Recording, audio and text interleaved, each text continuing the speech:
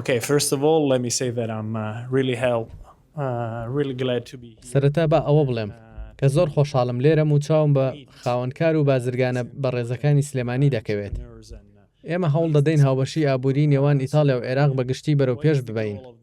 ئەم پرۆسەیەش لێرەوە لە سلێمانیەوە دەست پێ دەکەین کە شارێکی پیشەسازی زۆر گرنگە و پڕە لە کۆمپانیا و پرۆژەی هیوابەخش. وەکو هەمووتان دەزانن ئیتالیا یەکێکە لە وڵاتە پیشەسازیە پێشەنگەکانی جیهان. ئێمەش زۆر پەرۆشین بۆ زیادکردنی هەناردە و بازرگانی. هەر لێرەشەوەواتە لە کوردستانەوە دەست پێ دەکەین.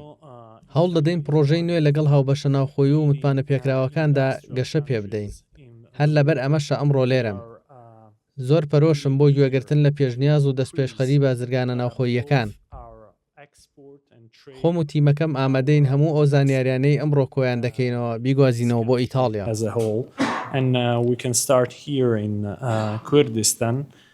ئێمە پێشوەختە لەگەڵ هەرێمی کوردستان و عێراقدا بناغەیەکی زۆر باشمان هەیە، نەک تەنیا لە ڕووی ئابووریەوە، بەڵکو لە ڕووی کولتوری و پەیوەندی خەڵکیشەوە.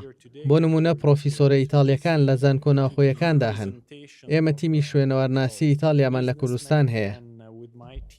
تەنها پێویستمان بەوەیە زیاتر کار بکەین و هەوڵی زیاتر بدەین بۆ ئەوەی بەرەو پێشی ببین.